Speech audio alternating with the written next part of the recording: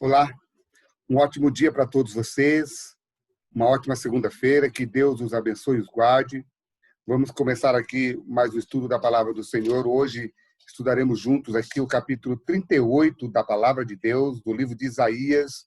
Convido a todos vocês a abrirem as suas Bíblias nesse capítulo 38 de Isaías, mas antes da leitura, convido vocês a compartilhar essa mensagem nas suas redes sociais, para que outras pessoas também possam ter o privilégio de estudar a Bíblia junto conosco.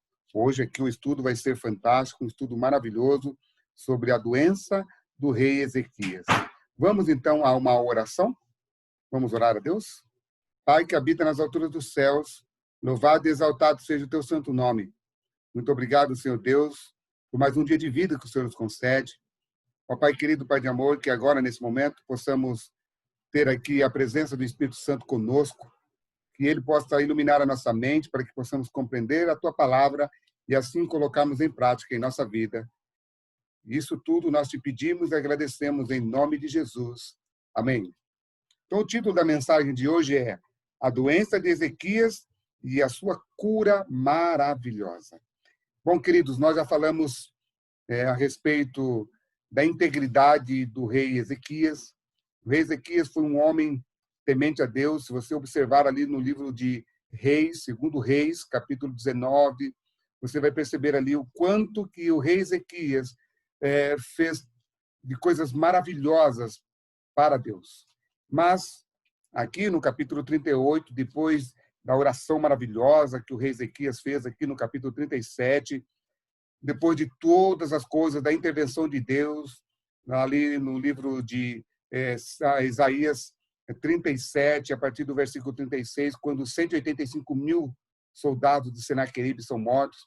Nesse intervalo, por esse tempo, ninguém sabe se foi um pouco antes ou um pouco depois, mas por esse tempo, o rei Ezequias, ele adoeceu, e era uma ferida, e era uma doença para a morte, a doença dele era mortal, a doença dele ia matar ele, ia tirar a vida dele.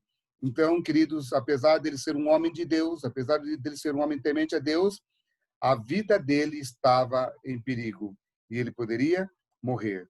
Agora, olha só que interessante.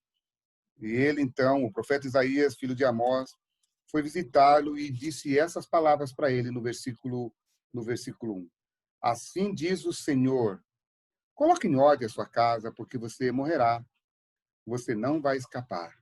Amigos, essas palavras aqui parece que são palavras tristes, palavras terríveis que Deus manda o seu profeta aí dizer ao rei, olha, rei, essa ferida é para a morte, você vai morrer, então coloque a sua casa em ordem. Se nós olharmos para a ótica da nossa visão aqui tão supérflua, Deus estava dando para o rei Ezequias a oportunidade de colocar a vida dele em ordem antes da morte dele.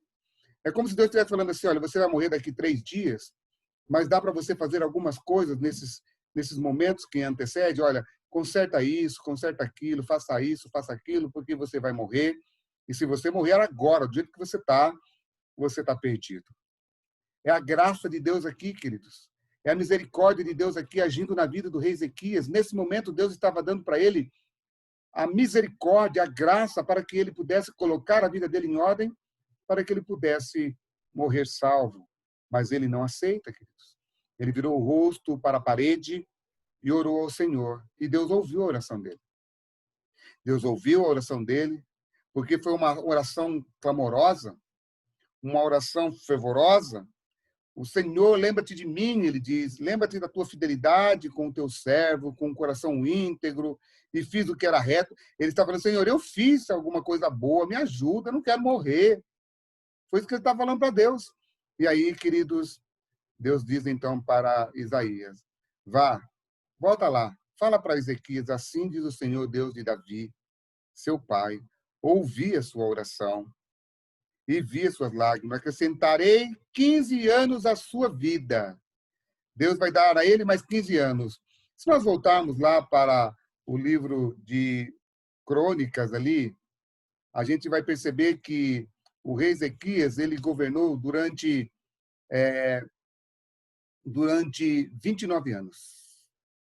Se ele reinou durante 29 anos, então é bem possível que aqui foi no ano no 14º ano do seu reinado.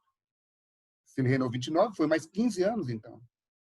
Amigos, o que eu quero lhes dizer é o seguinte: ele teve a oportunidade de morrer sem fazer tanto estrago ainda na vida de outras pessoas, porque nós vamos ver isso amanhã no capítulo 39. Não percam o capítulo 39, porque o capítulo 39 vai falar da comitiva que vem da Babilônia para conhecer aqui a cura milagrosa do rei Ezequias. E o rei Ezequias aqui, queridos, ele recebe um sinal de Deus. Deus fala para ele, olha, pede o que você quiser. Se você for ali no livro de Reis 20, segundo Reis, capítulo 20, Deus fala para ele, olha, rei, pede o que você quiser. Aí ele pede, olha, Senhor, aí Isaías fala para ele, se você quer que o sol ele adiante aí alguns minutos, o sol que eu falo, o relógio do sol, eles tinham um relógio que onde batia o sol ia marcando as horas do dia, sabe? Era assim, não era como hoje nós temos relógios digitais e tudo mais. O relógio era o relógio do sol. Só que Isaías dá isso para ele, fala isso para ele ali no capítulo 20 de 2º Reis. E aí, queridos, ele fala assim, não. Eu quero que o relógio retroceda, porque ir para frente é fácil. Eu quero que ele retroceda. Aí, então, queridos, Deus faz com que o relógio do sol retroceda.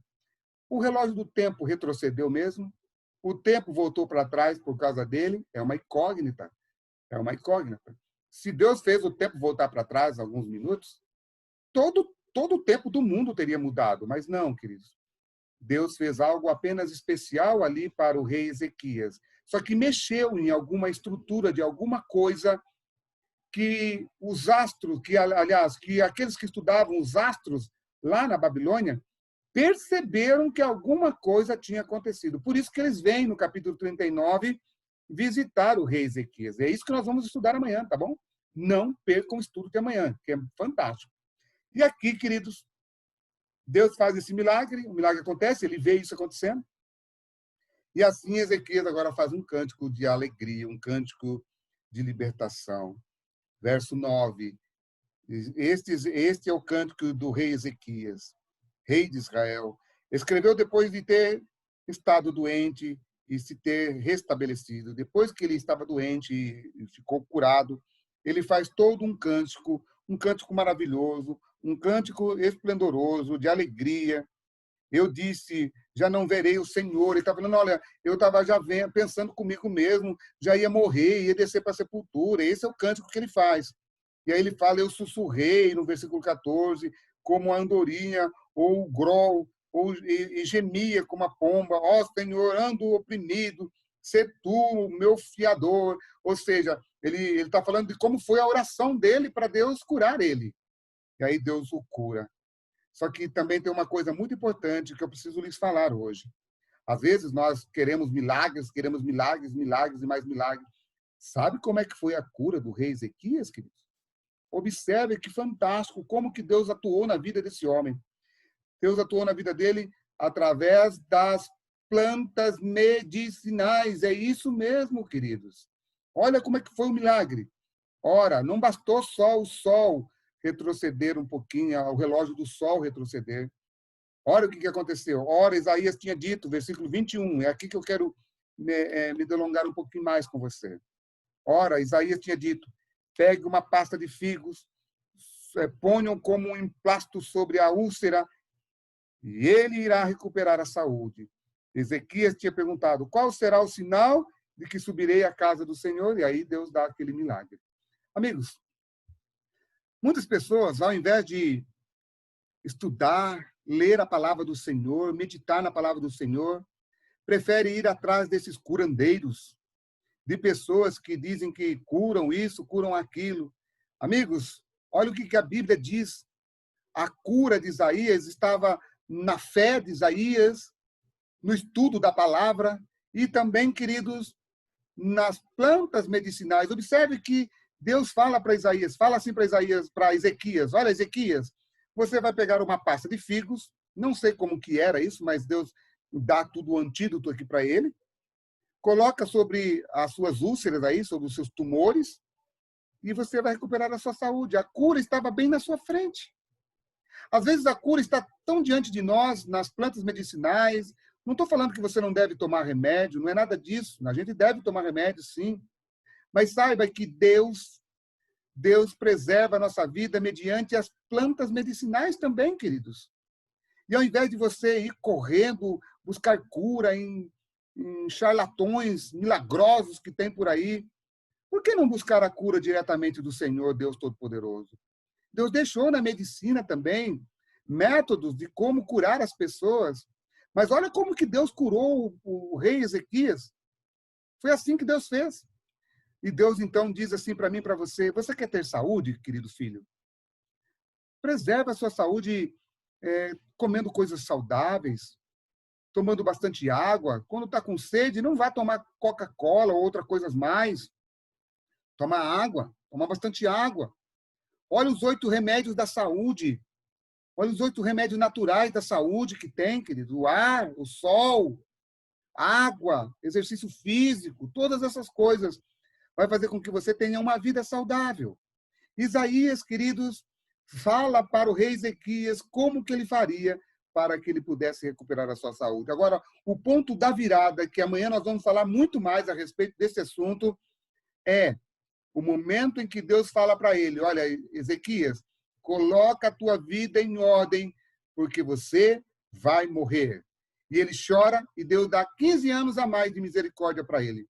Amanhã eu vou falar muito mais a respeito desses 15 anos de misericórdia que Deus deu a ele e o que isso acarretou de mal para o povo de Deus, queridos. O que isso aconteceu de mal para com o povo de Deus. Não percam o reavivados de amanhã. Não percam o maná da esperança de amanhã, que amanhã nós vamos falar muito mais a respeito disso. Hoje, o que eu gostaria que você tivesse como uma lição? Busque o Senhor. Estude a palavra do Senhor. Medite nos momentos, nas ervas que Deus deixou para curar as pessoas. Medite na sabedoria que Deus deixou o ser humano ter para que os outros seres humanos possam ser ajudados por esses. Medite na palavra do Senhor, porque a palavra do Senhor, ela é a instrução, ela é o ensino, ela é a correção, e ela é apta para colocar em ordem a vida de qualquer ser humano que se debruça diante da palavra do Senhor. Por isso, hoje, confia no Senhor, confie nos seus profetas, confie na palavra de Deus e serás salvos, tu e a tua família. Não percam o estudo de amanhã. Que Deus te abençoe e te guarde. Amém.